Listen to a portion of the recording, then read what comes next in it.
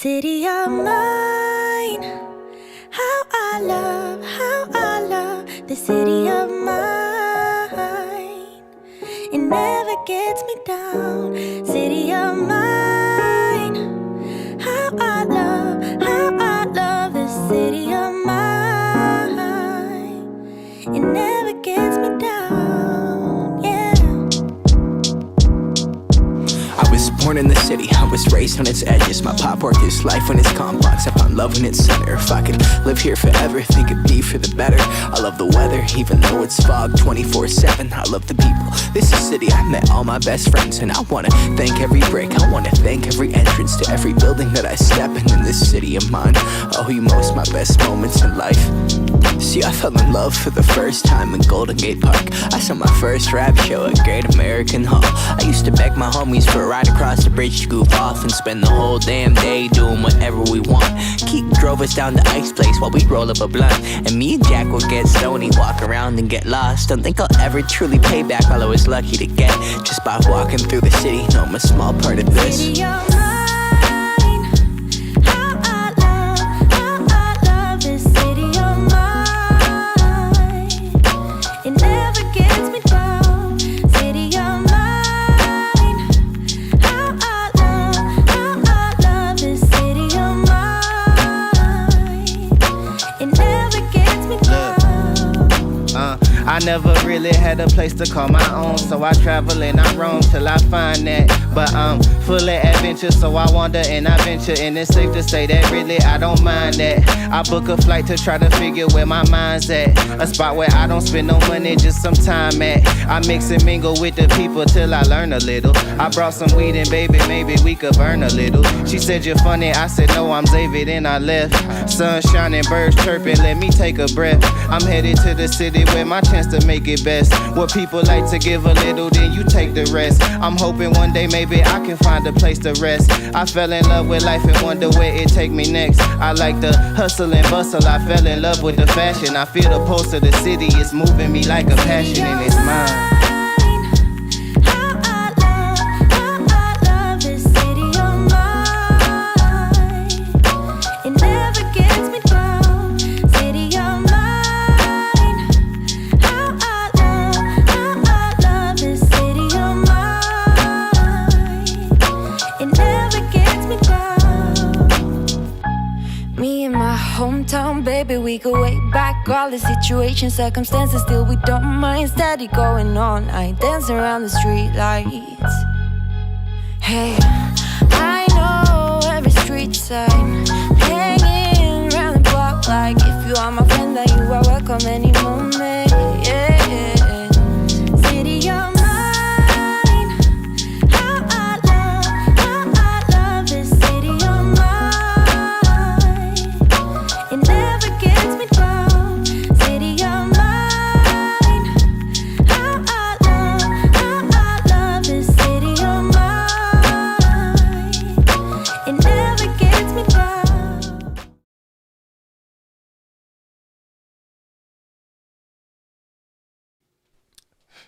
Whoa. Note to selves, don't take ashwagandha shots with like 5 seconds to go before the live countdown is over, because good Lord, it tastes like rotten monkey butt. Ugh. Woo! Anyway, we are here. We are here. Okay, I gotta say what's up to my family real quick. First of all, if you guys are brand new around here, I am Doc Rock, your content creation coach. What we do is we come over here and we talk about things that might help you with your channel. Today we got a dope guest, and we're going to talk about growing the community, because actually I don't care what anybody tells you about algorithms and wriggle algorithms and all this other weird crap that folks like to talk about.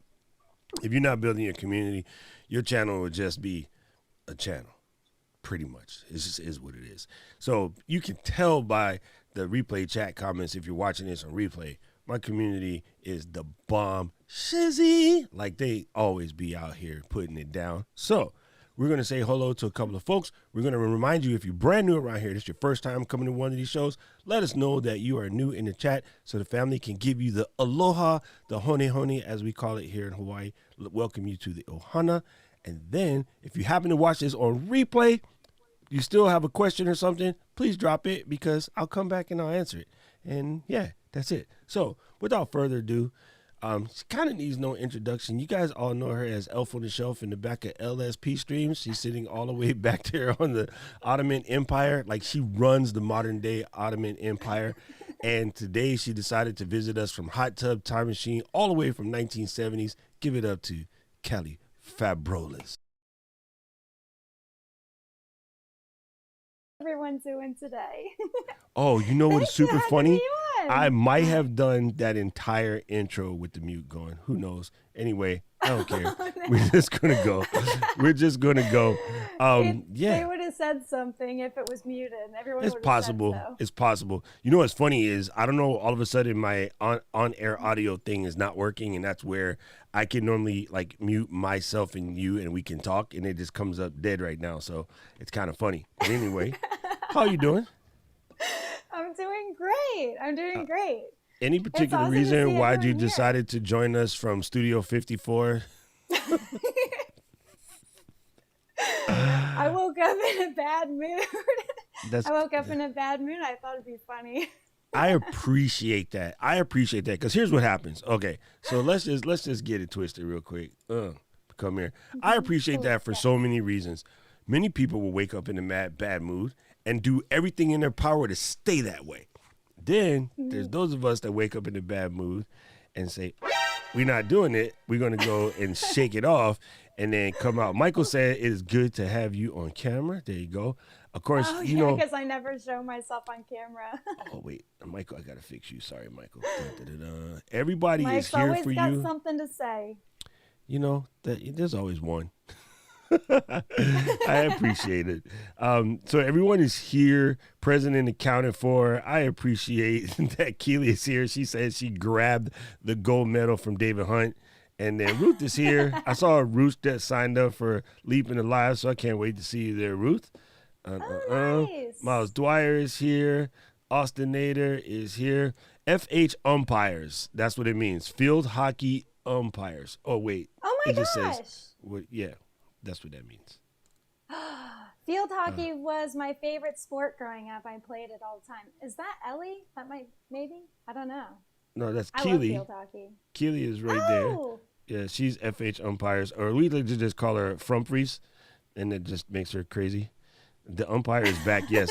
Her other name is also the Canadian Whistle Lady. So there's that. Dr. Elo came here to do the thing. Heyo. What's up? Yes.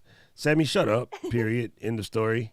It's my show. What did Sammy say? I don't know. Okay, countdown. Yeah, like, does it matter? Like, you've been here 200 times. I'm like twice a week for like a year and a half. You know exactly what's going on. So, hey, don't worry about it. Sammy really always got something to say. I know. He's what do you call it? A creature of habit. If you adjust something, like if I switched us and put myself on that side of his, it will mess him up. But it's okay. We love the super chat. Sammy super chat. That's his name. On my streams, I had only done a couple streams at this point, and I was drunk for them. And now Sammy thinks I get drunk every night. Sammy just thinks I'm an alcoholic now. Oh, I told him 100%. Yes, I am. Deal with it. Okay, I'll just say Rob is reminding everybody about class today. We have class today. Guys, right after this, rather than going upstairs and eating, I'm gonna go jump on to the live stream that we got going on the channel over here, and I'll show you guys real quick. We're doing a live stream. Ooh, wrong button. Duh.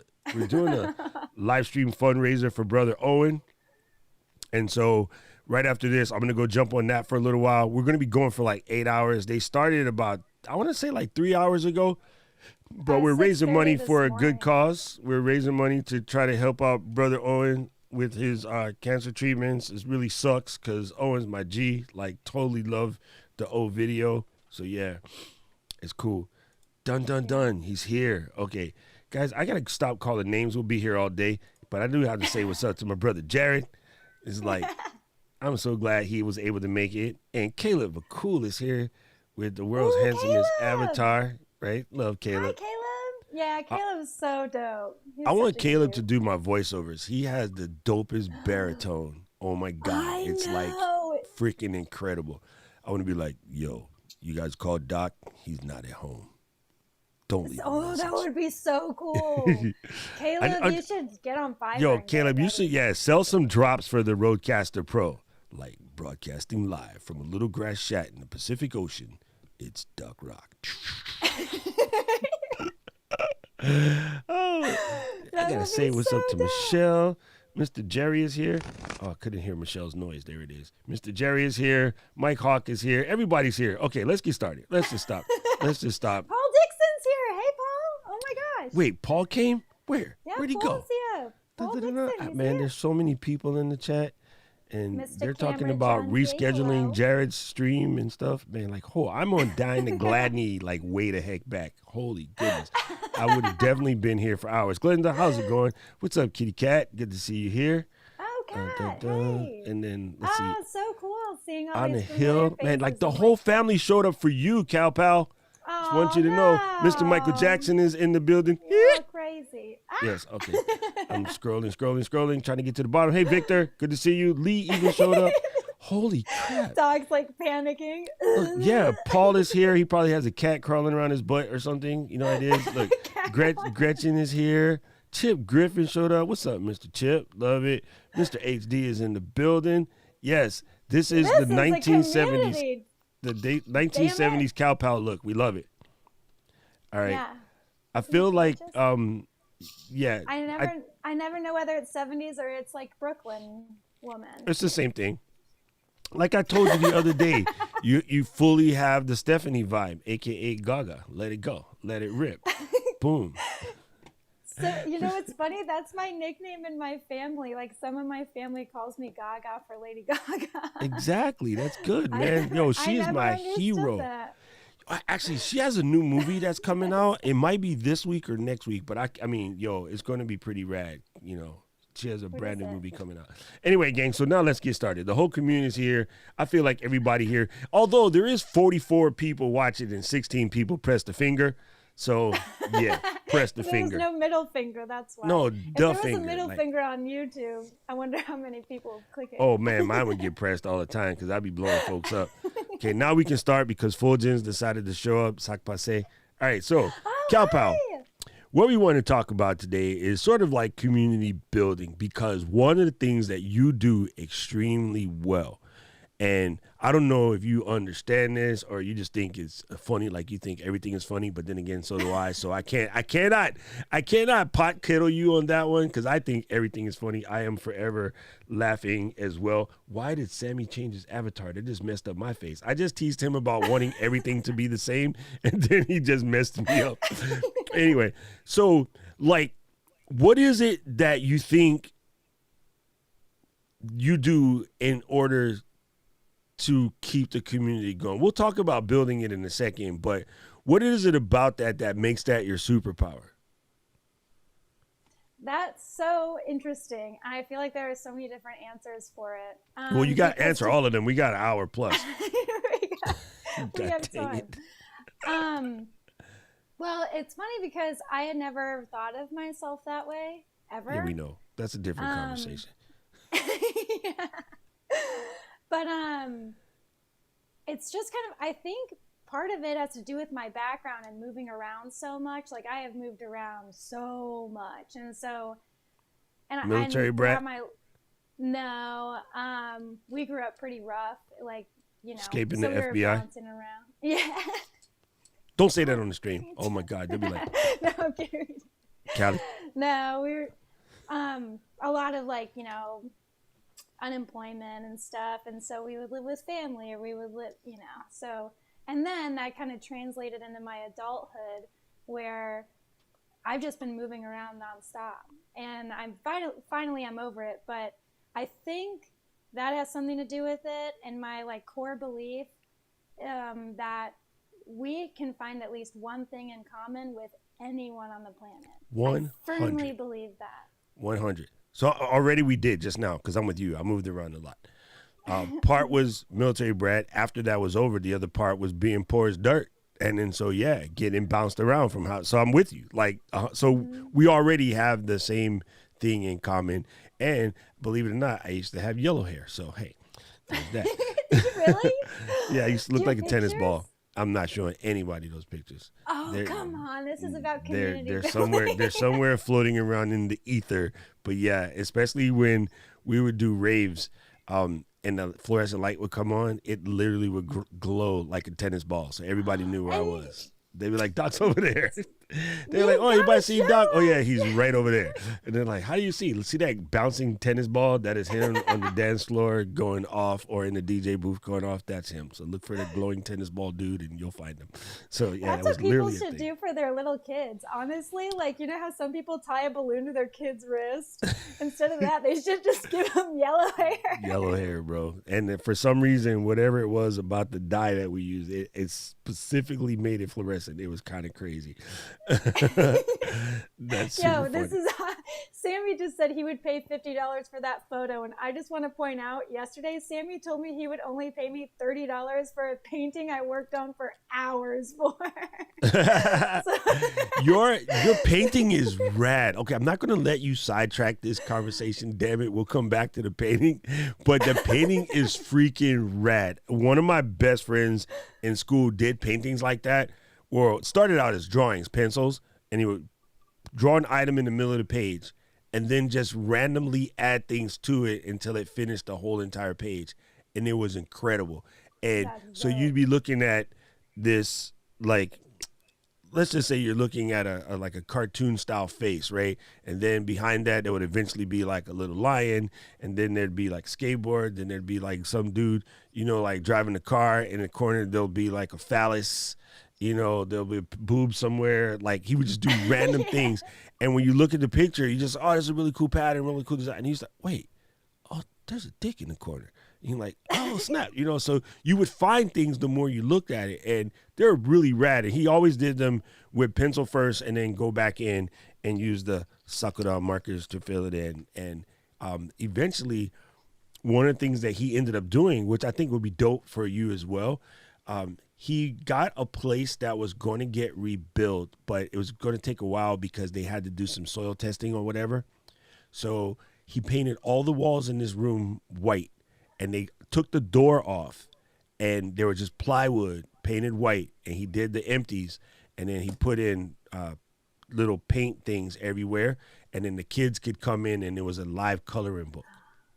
Whoa. So like the kids, as they're walking through the neighborhood, you know, checking things out, you'd walk in and you fill in a section, and then you go about your business, you know. And then so eventually the whole thing became filled in as a giant coloring book. And of course the adults did the top side because kids couldn't reach, but it was super rad. But basically turned an empty room into a live coloring book. That is so cool. Yeah, Google like Jasper Wong in Powwow, Hawaii, and you'll see it. Okay. It was a pretty rad setup. But yeah, so I think so that sweet. thing you said about, you know, building a community for people like us comes from feeling isolated when we were kids, and then realizing the one way to solve that problem is just be friends with everybody. That's a super interesting point. I never thought about it that way. But yeah, I think I so. can see that. Yeah, I can see that for Because sure. in that way, it's almost like a protection against ever being lonely again.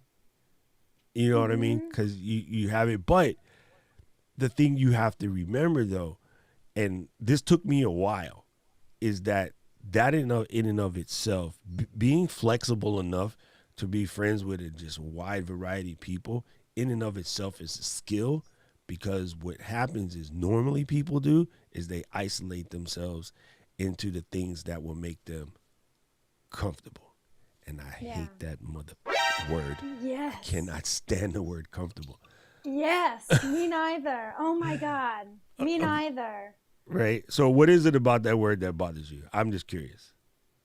There's just being content. Comfort also breeds contentment. And there's no mental growth at all. There's nothing. You should always be striving to be better mentally. And how are you going to do that if you're not being uncomfortable in any way? That is so Anyway. boring and terrifying. Like, boring stuff scares the shit out of me. I think it's funny because I don't think people realize almost everything that grows breaks something first. Oh my God. Yes, get this. This totally fits. Last night, I was watching this documentary on fungi. I'm a Whoa. fun guy. You are. Oh, you mean Yeah, like you moldy mushrooms? as hell. Wait, I'm just kidding. were you watching a show on fungi or you watching a show on fungi? I had an edible, but that's not Okay, I'll just check it. You watching the show on mushrooms or you watching the show on mushrooms? You know, like what is that movie? Have you ever seen the back of $100 bill? Yeah. Have you ever seen the back of $100 bill on weed? Okay, back to the fungi. Sorry. Oh, but it was the same kind of concept. Like, so there are over 9 million species of fungi, which, fall under mushrooms, mold, everything. Like, mold is a type of fungus. And And all of it, like, the entire world depends on and is covered with fungus. 100%. And when things die, fungus come and bring it back into the earth, and then with fungus grows plants and proper soil nutrients. It's crazy to think about, honestly. Crazy. You think of, oh my goodness. All right, I got to cover Laura's statement because Laura's correct. One of my favorite things to do is break down words, and another part of it is break down words that we either misunderstand, mispronounce, or misdefine. And I like what she did right there about comfort because most people doesn't understand. Comfort does mean with strength, right? And they say, well, no, wait, I don't get it. Because calm is the same as con, with and against, right? Con is against, right? So when you say you're conscious, it could be either with science or against science, right? Or consequence, right? It's the after the sequence or breaking the sequence, right? So the calm is with, right? So you get your calm fort, and fort like in fortify, fortable, formidable, like all of the above, right? So yes, I love to break down words and help people redefine words that people misdefine. And so to Laura's point, and she knows because I'm forever getting in her case, it says Neo Faraminde, whatever. It's going to pop up in a second. Neil, what did it say? Hold on. I lost it.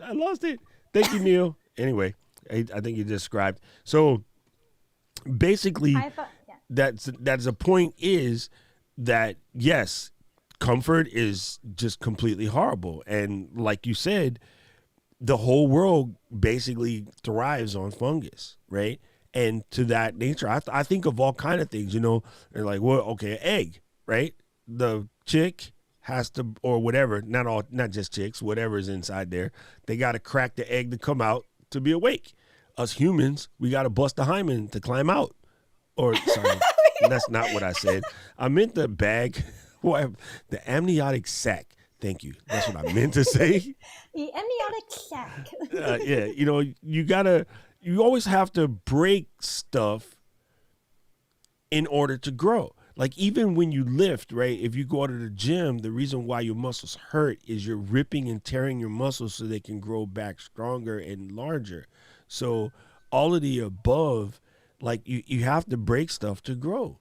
So I don't know why people are like, oh, I just want to be comfortable and shut up, stop, go away. Yeah. I'm sorry, I mean, stop trying to be comfortable. I never understood it, but I also never understood the whole like picket fence lifestyle with the family. Like I never understood that either, though. Yes. Like that's the supreme goal for everyone, and then you get there, and then what the fuck do you do then? Like, right. You know what I mean? Then misery. Well, you end up creating a walled garden for yourself, correct? Right? If you build a picket fence around yourself, you block yourself in. Mm-hmm. Yeah. Okay, remember the airplane dude, Howard Hughes, right? That's a prime example. He isolated himself so much that he went a little bit cuckoo because of it. So Well, I guess I don't mean that style. I mean the whole like that ideal life of, Oh, the family idyllic with white the picket fence. Like get the that house in the comfortability, with yeah. like No, the comfortable lifestyle. yes. Hey Rafi, good to see you here, boss. Man, that's incredible. So if you had to say there's one particular tip, and it doesn't have to be one, it can be as many as one. If you had to say there's a tip that you think is the best thing to do to grow community, what would it be? Wow, that's a great question. You know, it's what I do, right? I'm a professional interviewer. I'm like, shit, I'm so unprepared for this. Honestly, I mean, it all comes down to it all comes down to just being like genuine and caring and going that extra mile and like making the effort to be human with another person. I always say this, but like we are all the same species.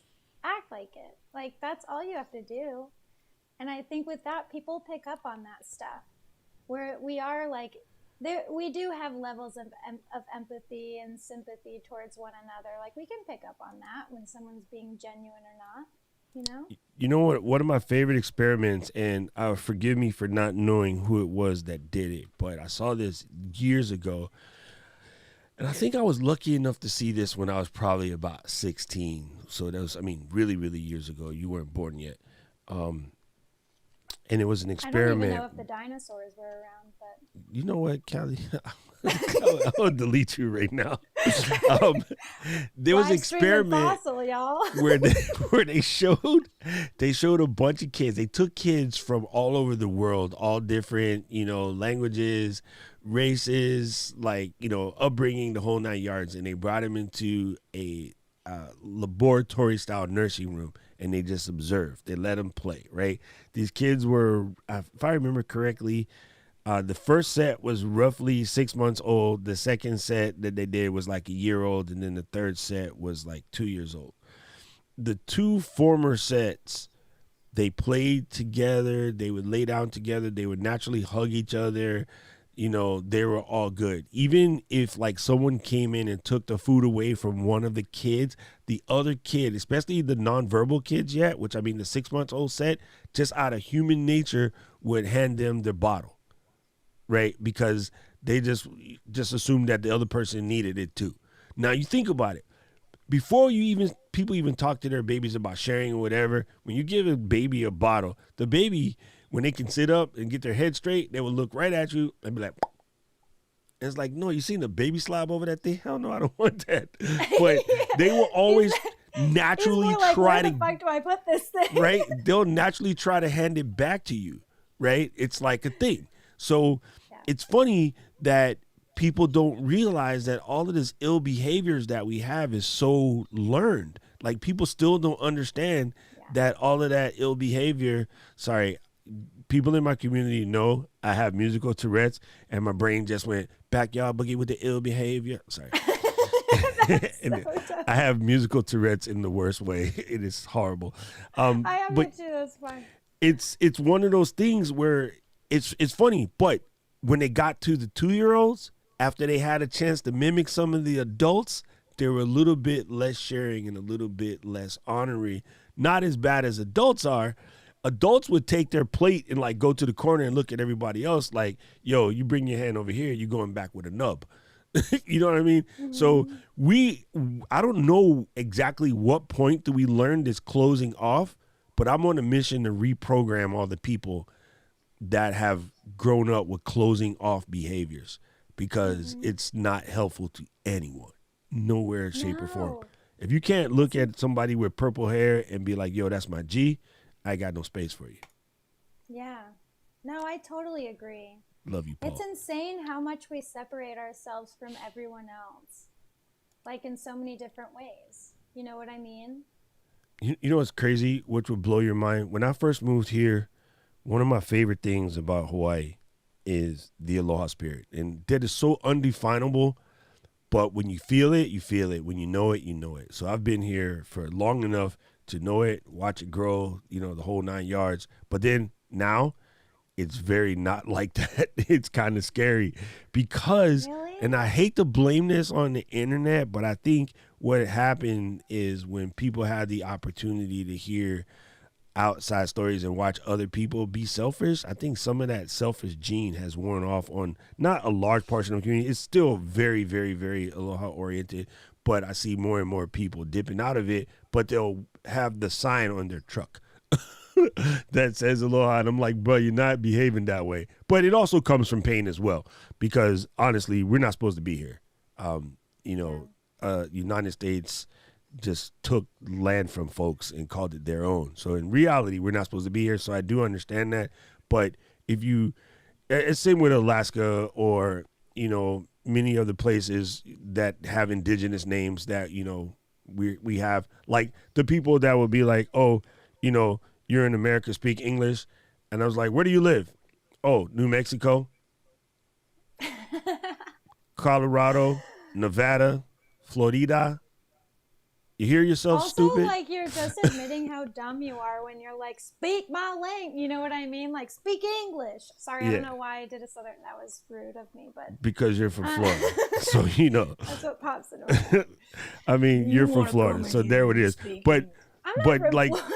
I Junior lived there. Junior will tell you here, like when you get to feel that aloha spirit, dude, is one of the greatest feelings in the world. And I try to bring that to my community. I try to show them, because in Hawaii, we're like this. All right, say, first time, Callie, you come here, you say, oh, we're going to go eat barbecue at Junior's house. You're going to walk in, and Junior's going to hand you a plate and a cup of pog. If you guys don't know what pog is, look it up. That's what we do, right? Then you can be like, that was great. They go, would you like some more? And you'd be like, yeah. They'd be like, good, go get it yourself.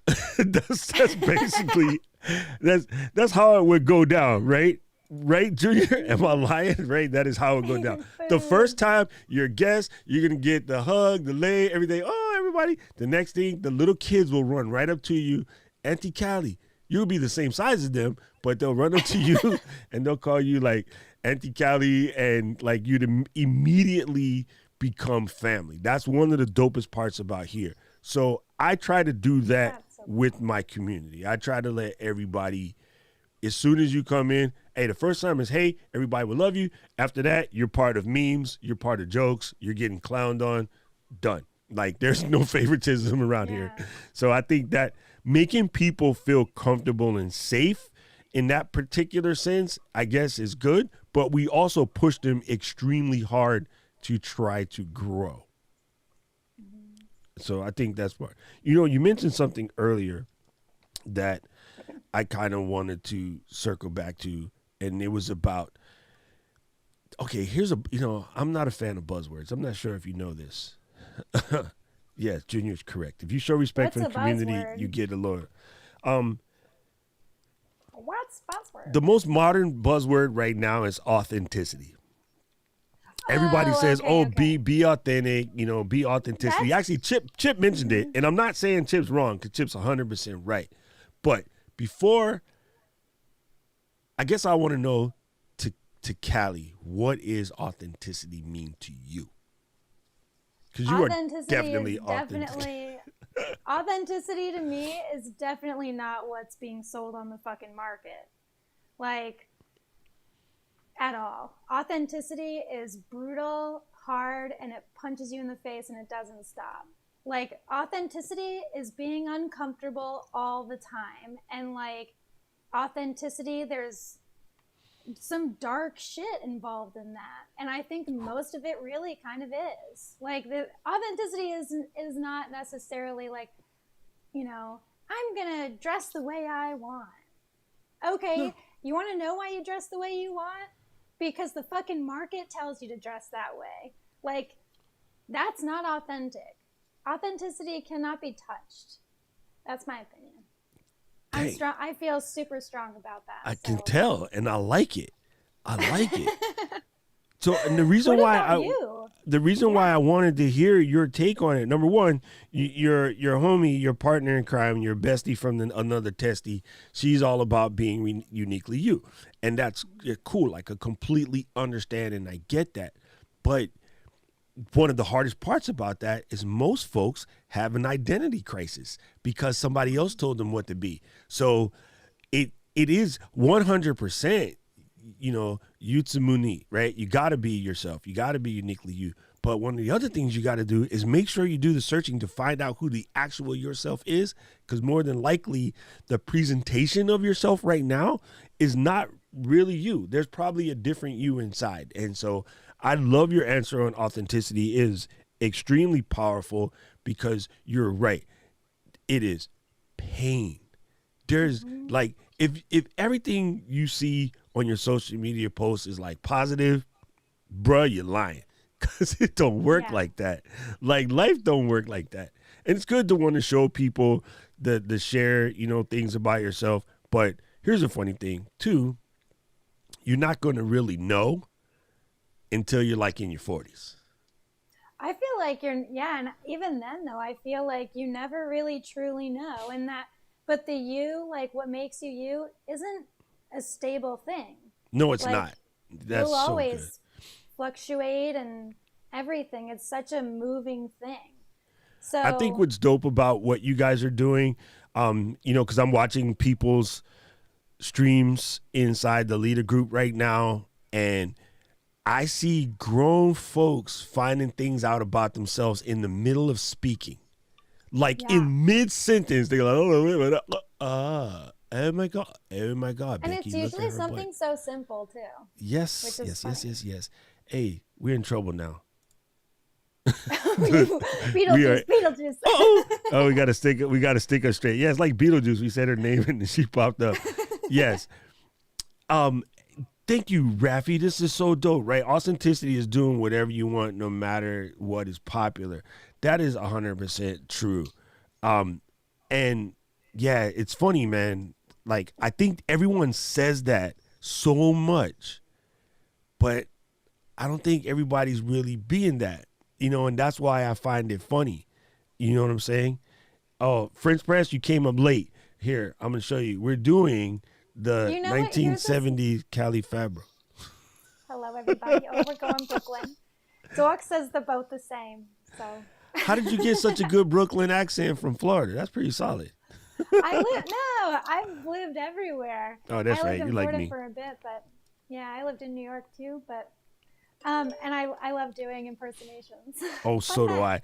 Actually, LP said that you do lots of voices, which is incredible. Because I do too. Okay, I'm gonna ask you this question now because you just made me think of something. Where did the doing voices come from? Honestly, my whole life. Like, I grew up doing that, I think. When I was little and I was living with my grandparents, we made this game called TV because there were so many characters that I would love to do. And they would just sit there and have a fake remote and be like, shh, to change a channel. And I would just like improvise like different TV shows that like were totally made up. And so I just always had an interest in like impersonations and characters. You know what's funny? Yeah. Exactly the same. 100% Shut to the up. letter. Exactly the same. We had 2 family rooms in our house, which is really strange, but it's an old school house. One was for, guests come over when people come to call, the parlor, right? And then there was the living room, right? The living room is where the family did family oriented stuff. So we used to do showtime after church. And we used to sing like, Temptation songs or Michael Jackson songs or like do whatever. Kind of like in Eddie Murphy's show, that was really a thing. Like after church, we go in the room and we do all of the things, right? But as I got older and I dug deep and I tried to figure out where it came from the pain of having an identity crisis, not really knowing who I was because I was told I was so many things by so many different people. Okay, when you grow up half-breed, you get crap from both sides of the different halves when there's a little bit there, right? When I grew up on the border between, at that time where it kind of dug in the deepest, I was living in D.C., but right on the Maryland line. And then I was going to a school that, compliments of the government was predominantly Caucasian. So when you get thrown into a school as one of the only dark kids in elementary school, not a good look. just because little kids don't know any better, they repeat dumb stuff they hear on TV, and you get called all myriad sorts of things. So there was a lot of fighting and a lot of this and a lot of that. Also, growing up as the only boy in a mostly female household, like there's 7 of them and 1 of me, right? So I went through all myriad, one of these things is not like the other, was also what I heard on Sesame Street. So yeah, the voices and all of the acting and all of the weird characters and my invisible friend Leon that I grew up with that I used to blame for wetting the bed when I was like 3.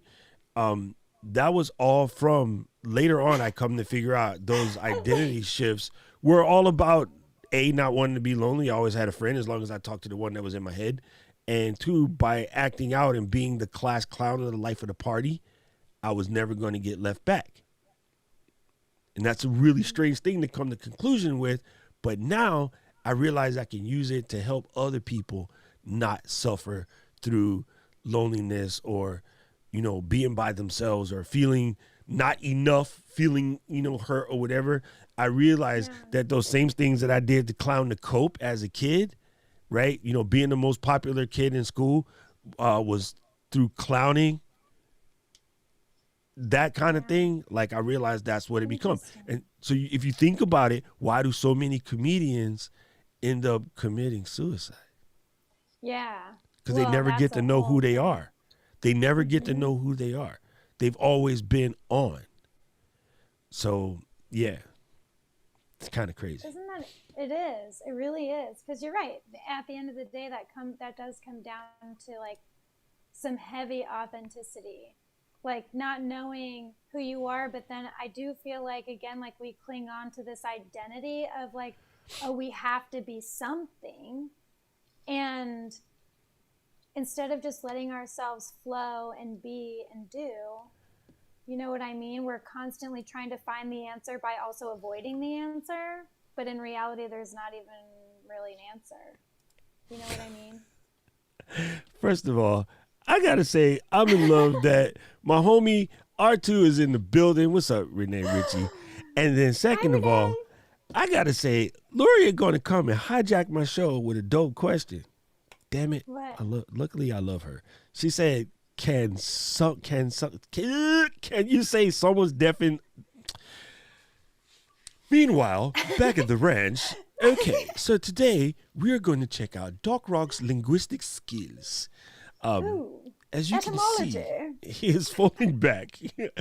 I said, can you say someone's definition of authenticity is right or wrong? And that, my friends, is a dope question. That is a dope question. You answer first. If we're talking objectively, like if you're talking like textbook, then there's a right or wrong answer. But if we're going into subjective definitions, no, who are you to say? It's like authenticity isn't only about trying to like push your authenticity onto someone else, that's what you would be doing at the end of the day. The most authentic thing you can do is let everyone else be authentic. Like, you know what I mean? 100% true. Say, like, my definition's right or wrong. Even though, like, we all know dogs is wrong, but whatever. So here's what I say about that. This is super funny. And I'm laughing at Michelle because, yes, we had the plastic on the couch in the living room. You know what it is. You know exactly what it is. So I'm going to say yes and no. I mean, in theory, I'm going to say no, there's no real definition of what their authenticity is. But I will say there is wrong when people think it's just showing only the good sides of what's going on in their life and showing things like you said, like I'm gonna dress the way I dress because that's the way I like it. No, you were kind of guided that way. Or, you know, people that say, well, I don't like so and so. I go, really though, dig deep and think about it. Where did you hear that? Right? A lot of the things you think about yourself, and this is where I get into my people, like we dig in and we fight about saying things about themselves that they ain't supposed to say. Laura knows. I DM her and be like, look, lady, you say that stuff about yourself again, we're going to scrap, right? So that's like I told you on your live, like we're going to fight today. Yeah. You got to stop saying those things about yourself, and here's why. First of all, if somebody else said it to you, you probably kick them in the nuts. Yeah, Assuming true. they had well, nuts. depends. Or kick 'em in the Like, vajayjay. Most of the men I've dated have said that stuff to me. So, you know. You see what I'm saying? So whether you physically did it or you thought about doing it, the fact is you didn't like it. So if you didn't like it when someone else said that crap about yourself, why would you say those things about yourself now? You know what I mean? Like, you should never say things about yourself that nobody else is allowed to say to you either. That's just not cool, because your best friend in the world should kind of sort of be you. Right? Oh yeah, no, and that's the thing is I totally 1,000,000% agree. Like 1,000,000%. Sometimes it's hard to practice what you preach when you're in the thick of it, but I have No, gotten 100%. better about it. 100%. Because it's always, yeah, and it's one of those, like, this is one of those moments, let it breathe and be and flow through it, and, like, you know, you'll feel better after you. Dang, Take care of Junior with the yourself, girl. heat. Yes, it's hot as crap in Hawaii today, but Junior is bringing the heat. Authentic means tell me your story. That, my friends, I like that. That is That's very, a great very definition. true. That is very, But very it's, true. but okay, here's another thing though. So here was my original point, because I totally understand what you mean initially, but being authentic doesn't have to be put on a billboard all the time. Is being authentic something you do inwardly, or does it have to also be perceived outwardly as well? to be No, defined as inward is authentic? important. Come on, girl. Dang, where's my mic? Where's my Listen, mic because drop listen, sounds? no. Because what you just said before was that someone could have a wrong definition of authenticity, but and that's because they so let's say they're posting happy stuff on social. That doesn't necessarily mean that their definition would be wrong, because do they have to be so open about their definition? Like, sometimes authenticity doesn't have to be exhibited in order to be authentically interpreted. Does that make sense? 100%. 100%. So I just got schooled by orange-haired munchkin. When? Because that's what you say is right. Being authentic doesn't mean you got to outwardly show it to everyone. It's that idea of feeling positive and comfortable and, you know, finding your self-image. Now, hey, I can say I present a positive self-image. That doesn't mean occasionally I don't say to myself, like, why is this like this? And, you know, and I say the same thing as you. Like, I grew up, my friends used to tease me that my mom carried me like this because I have the big opepe nose, as they call it in Hawaii. Junior, can you translate opepe for them? So, yeah, I think you're right. Like, there are definitely certain things that you may not necessarily show to the outside world. But there's also a lot of people that are just presenting the thing, right? You know what I despise now, because I did it for so long because I thought that was the right answer. Okay, so there's a statement, fake it till you make it.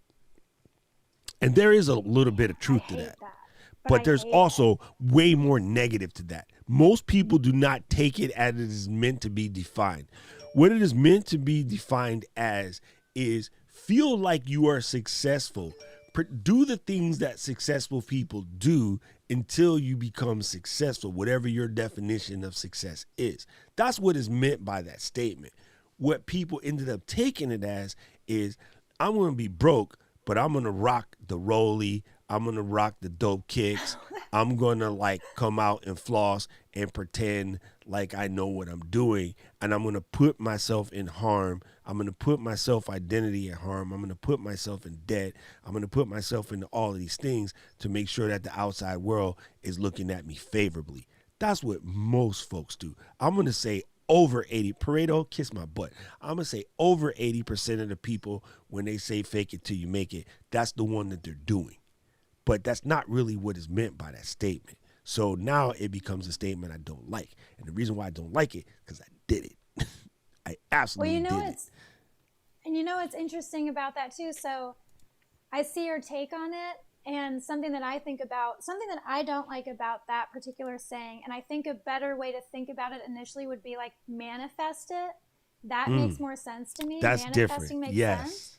But when you tell yourself fake it till you make it, to me, it's looking yourself in the mirror and fucking lying to yourself and not letting yourself work through the stuff. Like, you're being lazy about it. You're not being confrontational with yourself at all by saying, like, you know, I'm a disgusting person, or like, oh, I'm the best, I'm amazing. But if I feel like shit, and I'm saying that to just lying, I think that just, I don't know. I feel like that causes a lot of harm to identity for sure.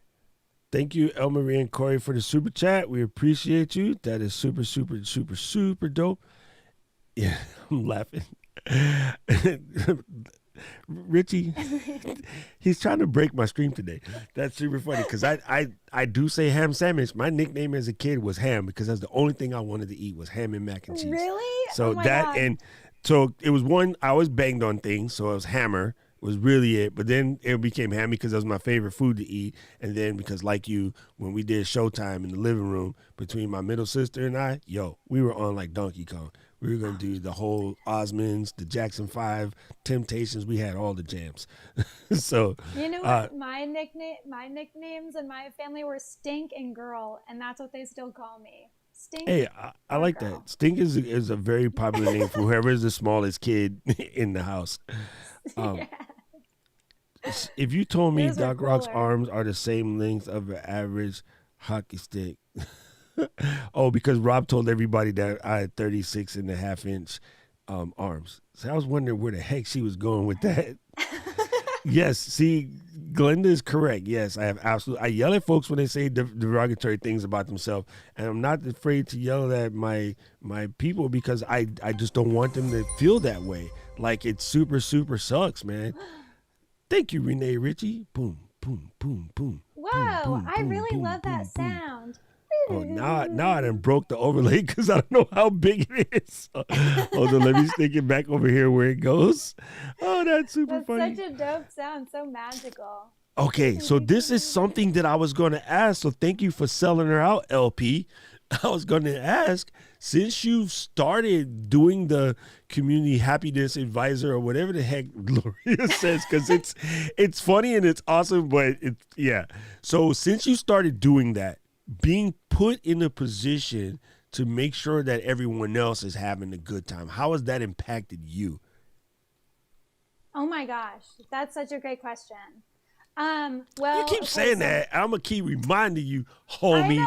I'm a professional interview. I've done over 1,000 of these. Hello. I know, that's crazy. This is like, I don't know which.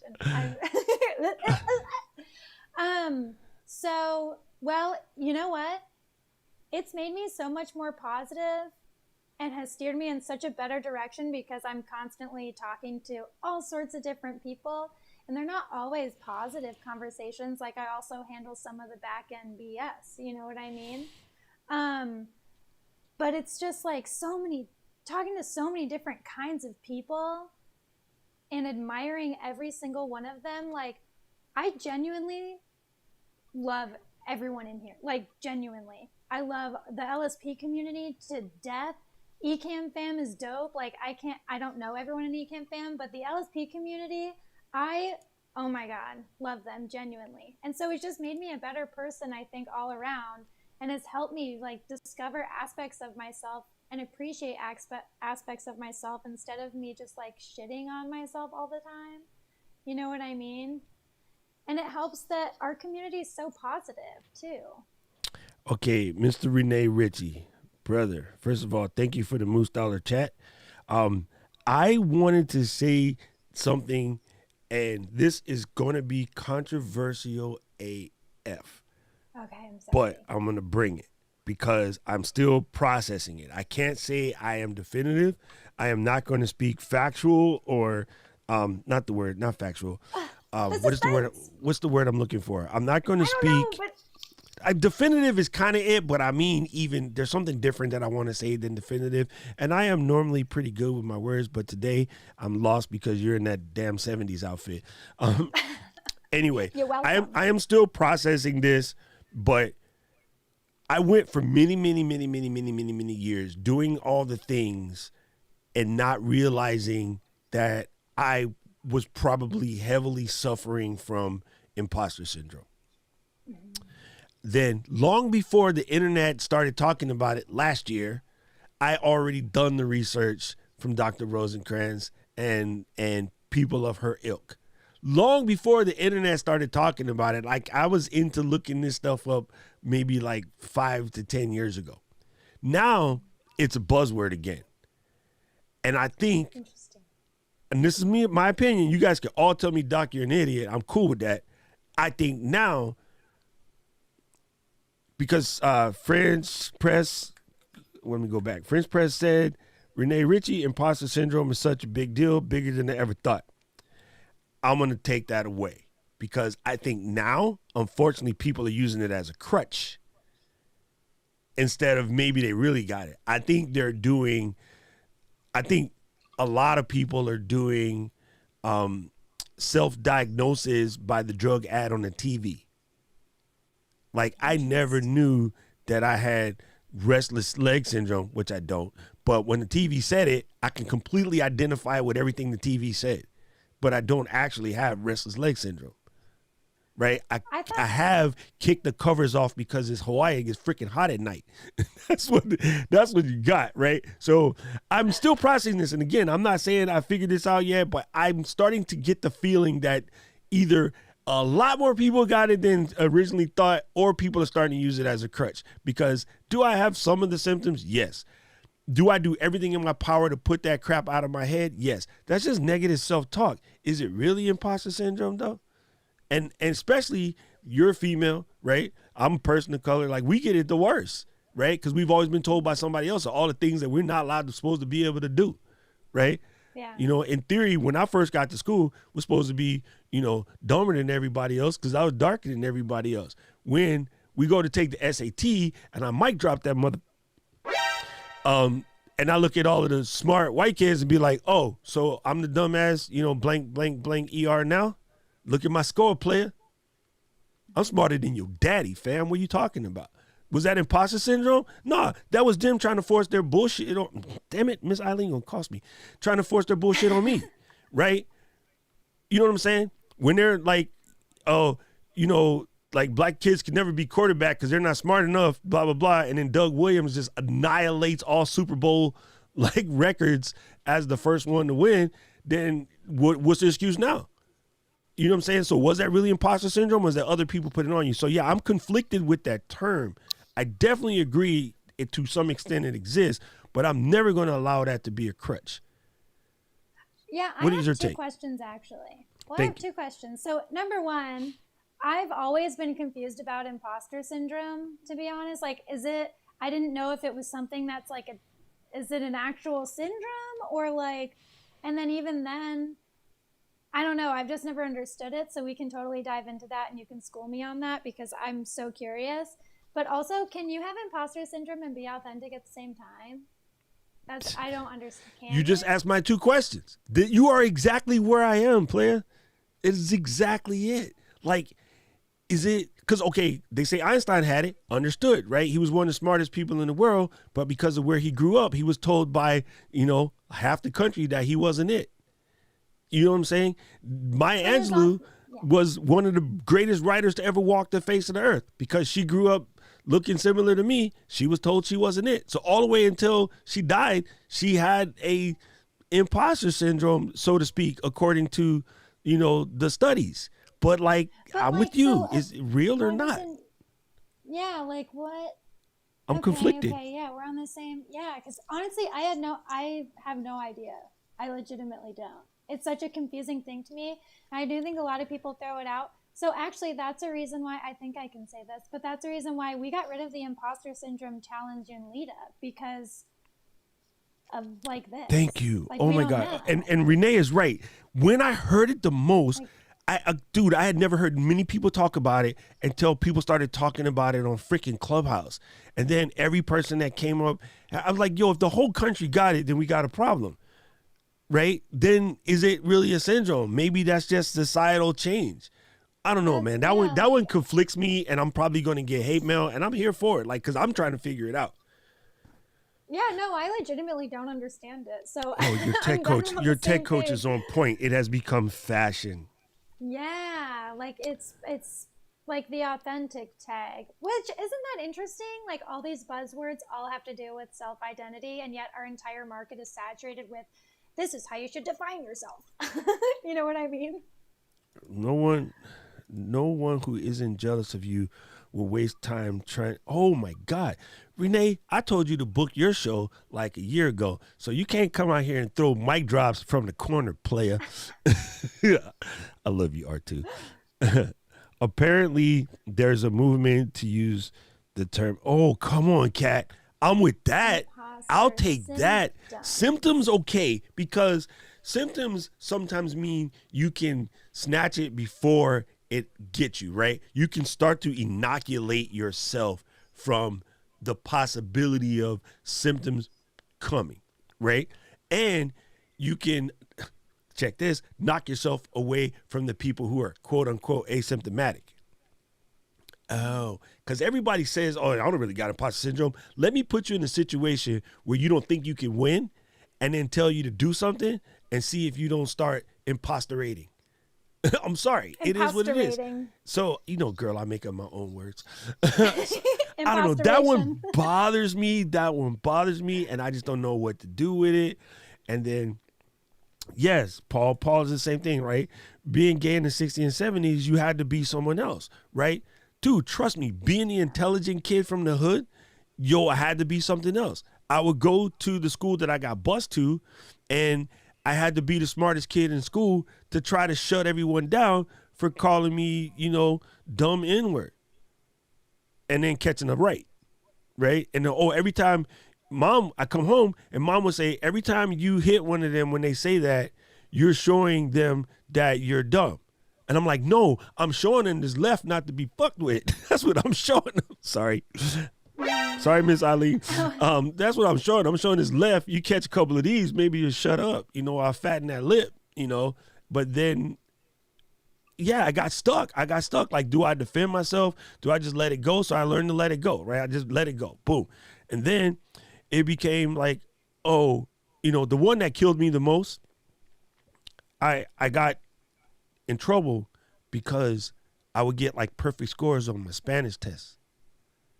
But I never came to class with books, paper, backpack, nothing. I just showed up in class. Oh my gosh. Stoned in the back. Just like, really? Yep. I was one of those kids that had every single book, and my backpack was so heavy it was like a turtle shell. But wait, here's why you're missing it. Because my teacher was ignorant to never ask about me or where I come from or whatever. So she comes and eventually says, oh, he's cheating. So they send me to the principal's office because there's no way that this black kid can get straight A's in Spanish and like never, ever, ever study. I don't get it. He's cheating. So we go to the office. The lady sits me down like, how do you do this? I don't know. Did you ever ask that I'm half Puerto Rican, you freaking dummy? Yeah, they just did. Oh, what? She really didn't think to and I'm ask like, you yeah. at all? Yeah. I'm like, so I'm like, what I'm about to do is cuss your ass out in Spanish. The principal won't understand the damn word I'm saying. So you just sit there and look flabbergasted and be like, you're the idiot because you're so racist that you never thought I might be Hispanic, you freaking twat. And That's so wild. So yeah, I even had to defend being a half-breed to the freaking half-breed. I mean, like, it was a crazy situation, and I think those are the things that cause the sort of imposter syndrome, right? Like, it's crazy. And then Aub said again, right? Being a female in tech, right? Aubrey, one of the things my homegirl Verso and I, when we both worked at the unofficial Apple weblog, one of the things that she used to talk about a lot is she hated, we would be at Macworld. We're walking around to all of these things. We're doing videos. We're checking the booths. We're talking to people. We're talking to Loria dancing in a cell phone outfit. And one of the things that pissed her off the most was when companies thought the way to make the female version of the product was to shrink in pink. That would just piss her off. The only thing that sounds inappropriate. What does that mean? They take the product, make it slightly smaller, and make a pink version. And be like, oh, this is the one we're marketing towards females, right? Shrinking pink. She's like, yo, I'm a female, but I'm into Teenage Mutant Ninja Turtles. I'm into Lego, no S. I'm into Star Wars.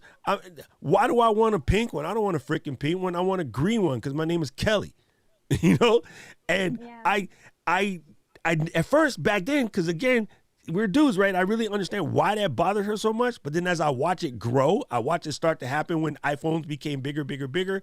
All the cases, everybody started trying to market towards the tech females. And I'm like, you should never have to use the terminology female in tech. You should never have to use the terminology, oh, I'm a black programmer. No, programmer that happens to be black. Developer that happens to be a female. Oh my God, that's a whole different conversation. I appreciate you, Aubrey. That's why I love you. Oh my God, so freaking true though. Seriously, it's disgusting. This man, I didn't know we was going to get that's what I mean deep, about Callie. I thought we were going to laugh thing. the whole time. But that's what I mean about the whole marketing thing and how it's so freaking weird that like these buzzwords like imposter syndrome and authenticity and like inauthentic, everyone, whatever. And the market is just like shoving down what you're supposed to have. Like, ooh, you female, you pink, small. You know what I mean? Like, you this. Like, all these freaking formed identities. Come on, Gretchen. This is another one of my questions, Gretchen, that I'm going to solve before I die. I want to know where all these dang labels came from and then why. And why do we find it so important to do that? Gretchen, one that bothered me the most, right, was, if you think about how binary we are as a people, I think actually Renee might have talked about this in one of his videos recently. We're always Mac or PC, PlayStation or Xbox, right? That's what Ford, I mean. Like, back in the 50s, it was Ford or Chevy, right?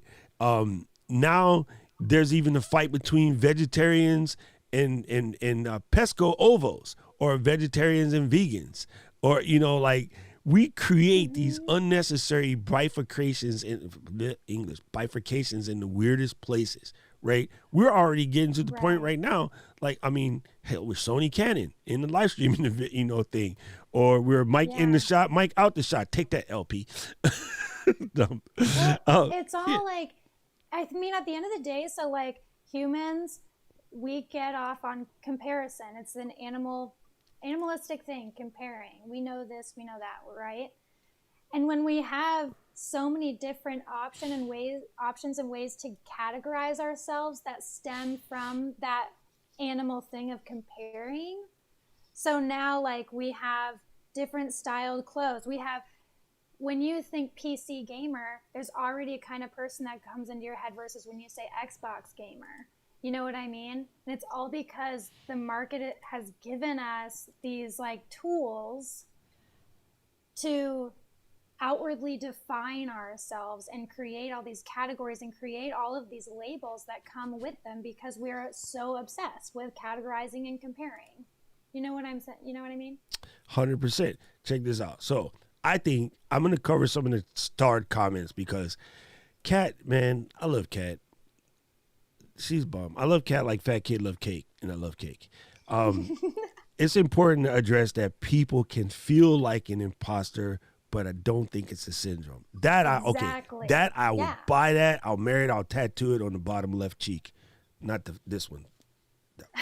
Anyway, Jerry says, I love Jerry too. Jerry, okay, let me tell you guys a little story about my man Jerry over here. So on Saturdays, we do this class. It's a little private, little group class we do over in the Zoom. Here's how you get in. If you want to get in, you just click this little link over here. You can buy a ticket to a single class, or you become a member and you get to hang out with us all the time. But anyway, meanwhile, back at the ranch, Jerry will be sitting there doing his stuff. He's absorbing, he's listening, he's quiet. Jerry don't say jack. All right? Then Jerry would finally say, hey, can I say something? Yeah. And then Jerry would say something and everybody's face be like, oh shit, what he just said? Like, oh my goodness. Like Jerry would say one thing and just like murder the whole thing. Like boom, just I love Jerry. He is so insightful, like at a level that my confused brain wants to be at. So I learned so much from him because he's extremely insightful. So I had to preface that so you'll understand the statement when you see the power that's coming in his statement that the man is my G. Okay, boom. You guys do what you want to do with that. Imposter syndrome is totally overused, but isn't it just self-doubt in a moment of having anxiety, whether you have enough knowledge of a topic? Yes, I think so. I do believe that that is part of it. And what's funny, Jerry, is oh my God, I just said that like I was back in Manhattan, Jerry. You know, Jerry, what's important, right, is like, if, Now we're talking. I feel when you solidly know your info, you know, it should be all gravy, but it still will slap you. I don't know why. Because, like, I know this Sony A6400 inside out, backwards, upside down, sideways, and crooked. But sometimes I'll head something I say about it because I don't know. That's what I think. That's when it's manifesting. But I'm going to agree with Kat. I'm going to call it symptoms. Now, Mr. Richie says, pretend you don't have imposter syndrome until you don't have imposter syndrome. Yeah. That's the fake it till you make it work. That was an old comment, but I did start. I wanted to save it. And then he wanted to know if you had trapper keepers. Oh my God, yes. Me too. That was my favorite. I love trapper keepers. Okay, this is strange, Richie. I'll go into the store now and I'll look at them and be like, dang, do I want one of these modern joints? I would love to find a store on eBay that got the OG traps because those are the bomb. Yeah. I loved it. Mine would always have like so many pencil holders, so many different things, like things that I don't even know why I thought I needed them. You know, I had joints in mine. Anyway, since we're confessing, now this I agree with more than anything, and this was funny because we talked about this yesterday in Lita. We were talking. Am I allowed to say what we talk about? Is that illegal? Just don't reference other people's Litas. You can reference your own or I'll mine. You have reference to yours. Okay, I'm joking. Okay, no, we were talking about like what do we do in playtime, and I'm like I do a lot because I got a lot of different, I got a lot of different facets. I am a multifaceted person, right? So I'm with Rob. I am struggling to be I'm not struggling to be myself. I'm struggling to be my many selves because I have all of that, right? I got the goofy guy. I got the deep thinker. I got the tech nerd.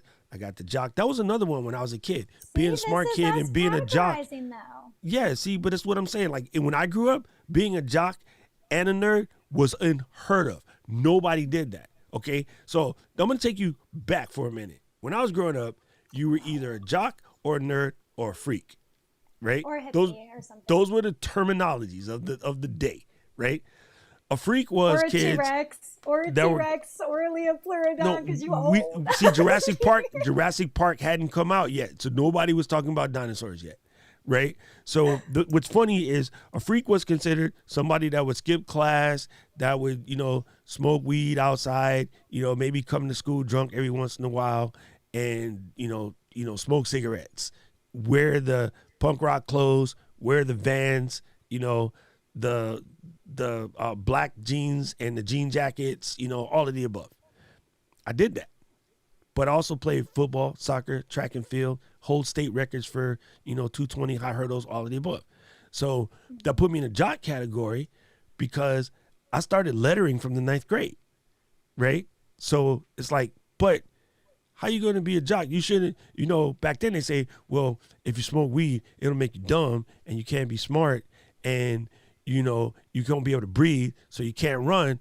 And I'm like, yeah, as I smoke this joint, I'm the fastest kid in school. What are you talking about? You know what I'm saying? And then it was like, well, then, you can't be this, you can't be a freak and then be an academic. Like smoking is going to mess up your memory and it's going to make you dumb and blah, blah, blah. And I'm like, yeah, I got the highest GPA in the whole freaking joint.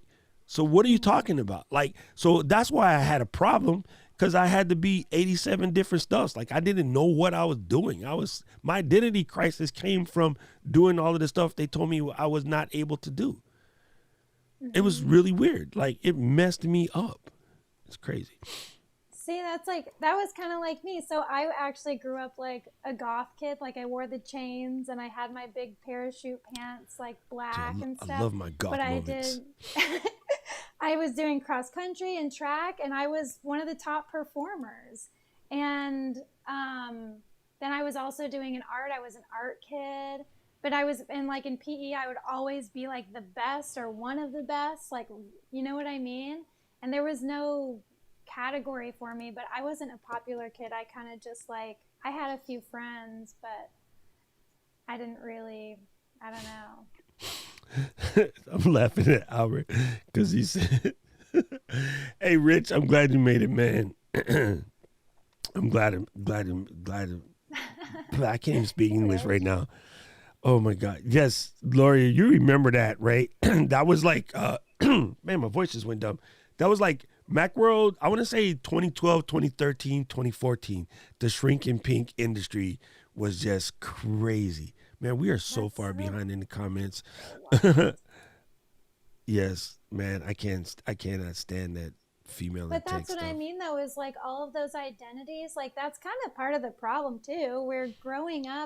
We grow up and categorize ourselves in these ways, and then we think that we have to be one stagnant identity when no, we don't. Like part of my identity is this, part of mine is that. I have selves that want to kill me, you know what I mean? And they're all part of me. Like there's not one particular thing. I'm not laughing at you. I'm laughing at the comment winner for today. I'm not even gonna...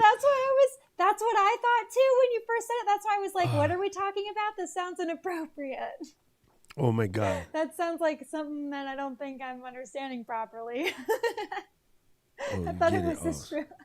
Actually, man, Glitna probably got some good stories to talk about female in tech because she comes from AT&T starting from like the 60s. So I'd be really. That would right? be cool. That would be a really awesome conversation. Right? Isn't that dope, Rafi? Like, man, you know what? I was so... Yes! Oh my goodness. I was so chapped at all the comments the US WNT got in for like getting the bronze and not a gold. I'm like, they have won somewhere upwards of 200 and something games in a row, and like they have been like the best ever. And yeah, they're like no other organized team has the winning record. They're the winningest team in freaking history. Like even Brazil dudes be like, damn girls, y'all sick, right? And then idiots here who've never stepped on the pitch got some wise crap to say about them losing. And to be honest, it was a controversial call, but the ref wasn't wrong. But it's rare in a non-international match that wouldn't have been called because the other person ran in front, stuck their leg in front, and she kicked her. Her leg was already in motion. Like that was one of those rarely weird situations where the ump could have called it either way, right? Reality was she was already kicking. Her leg was off the ground and moving. The other girl got her leg in front so it could get hit. So, and if I'm the ref, that wouldn't have been a call because she was already in motion and no way to stop her motion. But we're not going to blame this one on the ref. We play like crap the whole tournament. Let's just be real. But, you know, probably, and they say, well, if they'd have spent more time practicing instead of protesting, we wouldn't have lost. Yeah, you're right. Guess what? They shouldn't have to protest, you dummy. You're causing an effect in without understanding the cause. The reason why they were protesting is because they were being treated like shit. But had we not treated them like shit, they wouldn't have had to protest, and they could have practiced, and we could have won another fucking gold medal. So kiss my ass. Sorry, Ali. I'll send you a PayPal. Like that one was so irritating. That one was so irritating. That hurt all of my feelings, man. That was I was so I had to stop reading Twitter that day because I wanted to just hurt folks. Well, and wasn't there this whole thing? This was a while ago, I think, but there was this whole thing where.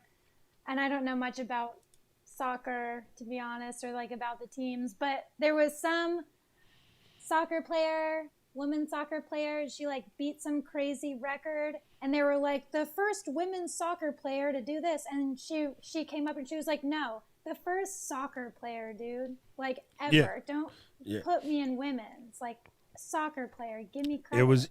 It's kind of crazy. It's kind of crazy. It's so wild. Rich, you cannot come like mad late and then drop heats like this one. He said Disney or Universal, Doc or Diana, Robert, Joel. Oh, that's super funny. We're not labels, male, females, gay, straight, straight. We're a person, 100%. And some of us, like you're way like Callie and I are probably like 6, 7 people each. So. I just want to throw that out there. As a doctor, I'm going to diagnose the both of us as schizophrenic. 7 people personality. Yeah. I have Yeah. 7 people personality disorder. Oh wait, well I guess that's kind of actually a. Never mind. Sorry, I don't know enough about that to make a joke. Man, I appreciate you, Cal Powell. You're the boss. First of all, this was great. Like, I really appreciate you coming through. I know that you're still getting comfortable with being uncomfortable on camera, which is dope. So Yeah. that part is okay. When you learn to be good with being uncomfortable, that's okay. We'll accept that. And I appreciate you for putting yourself through the pain.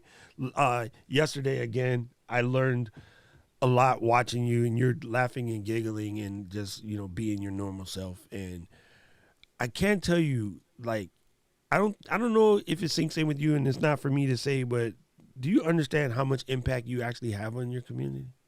No, none. Luria tries to tell me, and to this day, I literally, no, I don't. Somebody just ate an apple. What the heck was that? I just heard. Oh, that was my dog. Oh. She came in, she's on my lap. Oh my God. I was like, I heard somebody just bite an apple. I don't know off the top of my head, like, how to help you understand that, but I think journaling helps. It helped me come to grips with it. My community put their foot up my okole last year and helped me come to grips with it. And even still, I'm right there with you. I still have a hard time understanding, but then I see the messages in the comments. I see what Alex said last week on the show. We ended up, getting ready to end the show, and Alex, dropped a bomb. And then I was watching back, listening to it, because I like to catch my streams again sometimes just to make sure that, the same thing stupid that I need to retract or something. And like, the family heard it, and they heard what he said about the community and being a safe place and the place we're making. And they all looked at me like, you the argumentative dude from Thanksgiving? And I was like, yeah. And they're like, man, that's pretty cool, man. You're helping people out. And I'm like, yeah. The humbleness starts kicking in. And so, yeah, maybe it's not for you to see it and then put it out there like, I'm doing this, blah, blah, blah. But don't let that stop you from seeing it. You don't have to repeat it, but try to find a way to see it. It will make the days like today, where you wake up in a bad mood, it'll make them easier. Mm-hmm. You know what I'm saying? When you can wake up and realize the massive amount of dopeness that you bring to the show, the massive amount of laughs and Tinkerbell juice and making other people feel good, or making other people realizing that they are powering through some of the same stuff you are, and this is what powering through it looks like. You are a beacon of light for many folks, Cal Pal. And you just need to know that. Thank you. Thank you, everybody. A really tiny beacon of light, but I always got to shade the compliment a little beacon bit. of light. Shrinking pink. Yes. So just, I don't know how to tell you that, but like, spend some time counting that as your victories and learn to celebrate your victories. That was the best thing I ever learned, was learn to celebrate your learn to celebrate all your victories, even the smallest one. That was the best thing that I ever learned in my, what I'm trying to say. Yeah. I can't speak English now. I got a little bit verklempt in the conversation. I'm laughing at Paul. That's so nice. Yeah. So anything else about community you want to drop on folks before we go? I feel like we covered a lot of interesting, we've covered a ton. This totally didn't go anywhere I thought it was going to go. I loved it. Me neither. But hey, I'm here for it, bro. Yeah, this is so dope. I loved it. Yeah, it was completely sideways, but hey, I'll take it, because if anything, I know I got something out of it. So Yeah, me I'll be too. selfish today. I get to hang out with Cow Pal for an hour and a half. Everybody else can do whatever. No, I think they loved it. I really, I think they loved it. And again, I think you have so much more in you. And so I hope you find it.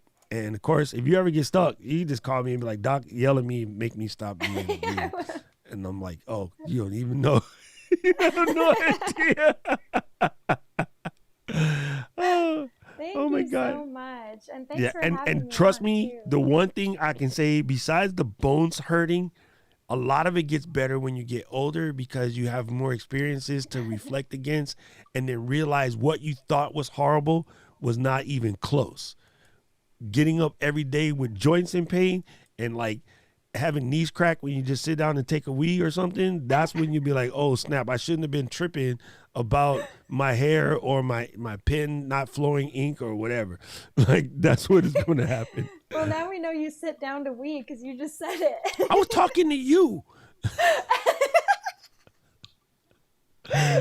Oh my God. Are you not talking about you right now? No, I like to try to just spray all over the bathroom. That was a joke. Yes. Oh my God. The Canadians are out here for it now because they got the gold medal. It's super funny. I wanted to send a message to Keely at that time, but I was like, oh, is she up or is she asleep? Like it was super late. And I was like, oh, I better not bother her. Come to find out she was probably wide awake. Yes. I'm just checking. I'm just scrolling through, making sure we didn't miss anything important. Someone's like, my dad's dying. Oh, see that this is dope. Richie, you're so on point. Take out the gender if it sounds gross. Simple. 100%. Bruh. Gretchen said, first time to one of these and I feel like a pinball machine in a good way. I love you, Gretchen. That's awesome. That's so funny. Oh. Yes. Thank you, Jerry. That is true. That is 100% true. How to have a great community, have a great conversation, and include everyone in the conversation. That this is stream true. was kind of like case in point about community building. We all have been having like random conversations and connecting. You know, Alec, I always thought Alex. See, now I got Alec and Alex in my chat is messing me up. Alex, I've thought about that a lot. I wonder if half the people that talk that spice would be willing to go against them because they play so well together. You know what I'm saying? So, yeah, I thought about that a lot, Alex. That's awesome. Marga, I love Marga. She's bomb. Massive point impact on the Ellis community. Thank you, right? Thank you. Thank you. Tell it again. You're a tech coach. Thank you. Thank you. Thank you. I appreciate it. Kathleen. I'm just making sure we didn't miss anybody. Sorry. I got my math wrong, Glenda, but you know what I mean. In the beginning of when it kind of sort of started. Sorry. The way people perceive you is the way they perceive you regardless of your opinion. Holla back. Appreciate it. True. Don't worry, Aubrey. I'm gonna dang it. Sometimes Ecamm does that when I press the thing, it brings the wrong chat. Aubrey, I'm gonna make sure that I keep telling you until you hate me. So we will never let you forget how dope you are, Aubs, because you are seriously the bomb ski diddle. I'm trying to say no more bad words because I owe Miss Eileen like $4,000. Miss Eileen has a swear jar, and between you and I, we're gonna have to buy her a Ferrari soon. You didn't tell me this before. It's okay. Well, good thing I've tried to be tame too. It's so we're lucky. LBC, I'm with you, man. From playing sports and stuff, I think they first started cracking like 18 to 20. Richie does jujitsu, so I know he knows, man. Trust me, it's not a good look. I'm just going through, make sure we got everybody. Thank you. I went to Ted Lasso thing. That is legit. All right, cool. We got it. Pinball queen since the mid-70s. Yo, that was my favorite thing. Go to the bowling alley and play pinball. Miss Eileen said we're good. All right, gang. So a couple reminders what's coming up for you. Tuesday, we'll be back again. We got more question and answer. Today we have class coming up soon. We got the Drop Squad class. I am going to jump on to the Owen stream real quick, and then I'll be to class. If I'm a couple seconds late, don't fret. Just everybody, if you can, please jump over to the Owen stream and do what you can. And let's just take a quick peek in on what they're doing over there. It might take a second to load because 4K. Oh, okay. you got that premium too. Okay, so we got Nick and Daryl and Viper and Rob right now. So I'm going to go jump on over there real quick, and then I'll see you guys in class, and then hopefully I'll jump back on after class. But thank you guys for being here. And one last thing, let me hit you with the promo action, because here it goes, because you just got to. You know what I'm saying?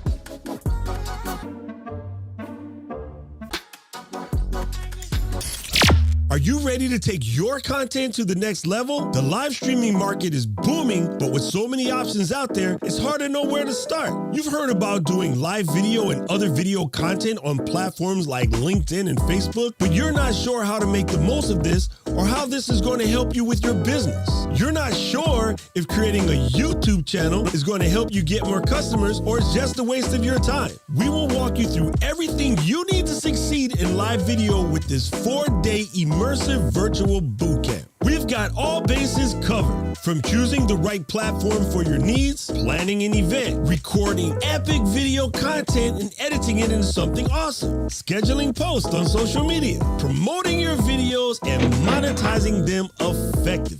This course is designed for everyone from total beginners who are just getting started in live streaming to those who want to grow their visibility and increase business by creating more valuable content. Leap into live streaming virtual bootcamp. Yes. Yo, that was so many fun. Yes. That was so many I fun. didn't know you edited that. I had Come no on, idea. player. That's what I do. I didn't know. While you're crawling around on the floor with your magic markers going like this. Oh, Cow Pal, you're a rock star. Absolutely love it. Gang, I'll see you guys soon. And please jump over to the Owen stream and say what's up to the family. I love you guys. I'll see you guys on Tuesday. Now, theme song action. Bye, Cow Pal. City of mine, how I love the city of mine. It never gets me down. City of mine, how I love the city of mine. It never gets me down, yeah.